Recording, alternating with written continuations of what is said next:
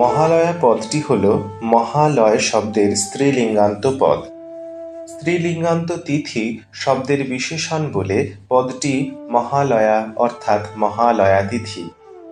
মহালয় শব্দের নানা অর্থ করা হয়েছে, যথা মহা আলয় অর্থাৎ শ্রেষ্ঠ আশ্রয়, মহতের বা মহৎদের আলয় অর্থাৎ পরম স্থান বা যোগীদের আবাস, মহালয় অর্থাৎ পরম লীন মোক্ষ। আবার মহতাদির লয় হয় যেখানে পরমাত্মায় অর্থাৎ পরব্রহ্মে। মহতাদি বলতে বোঝায় সাংখ্য দর্শনে কথিত মহৎ অহংকার ও পঞ্চতন্মাত্র, শব্দ স্পর্শ রূপ রস ও গন্ধ এদের সমাবেশ, মহাদাদ্যা সপ্তহ। সব কিছুরই লয় হয় যে পরমাত্মায়, সেই পরমাত্মা বা পরব্রহ্মই মহালয়। পরম লীন অবস্থান, জীবাত্মার মোক্ষপ্রাপ্ত অবস্থা পরমাত্মায় লীন হয়, জন্ম মৃত্যুরূপ চক্রের লয় হয়।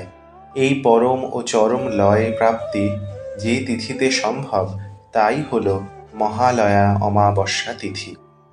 শাস্ত্রে বলা হয়েছে সৌর আশ্বিনীয় কৃষ্ণপক্ষ মহালয়া। সৌর আশ্বিন মাসের কৃষ্ণপক্ষের নাম মহালয়া। পূর্বপুরুষদের অক্ষয় স্বর্গধাম বা মোক্ষ লাভের দ্বারাই পরম তৃপ্তি ও শান্তি সম্ভব। সেই জন্যই উত্তর পুরুষদের এই প্রার্থনা ও জলাঞ্জলি নিবেদন। এটি দেবতাদের পূজার প্রশস্ত সময়।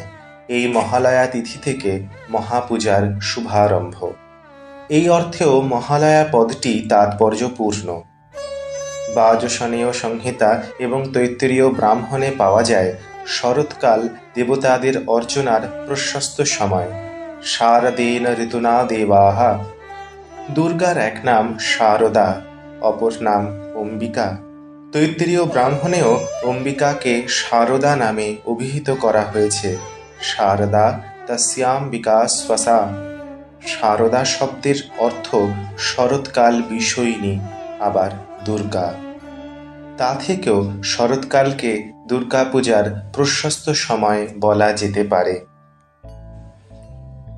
পরলোকগত পূর্বপুরুষদের আত্মার শান্তির জন্য দেবীপক্ষ আরম্ভের পূর্বেই অর্থাৎ ভাদ্র মাসের কৃষ্ণপক্ষের প্রতিপদ তিথি থেকে এক পক্ষকাল প্রতিদিন তিল তর্পণ করতে হয় এবং মহালয়া তিথিতে পার্বণ শ্রাদ্ধের মাধ্যমে হয় তার সমাপ্তি।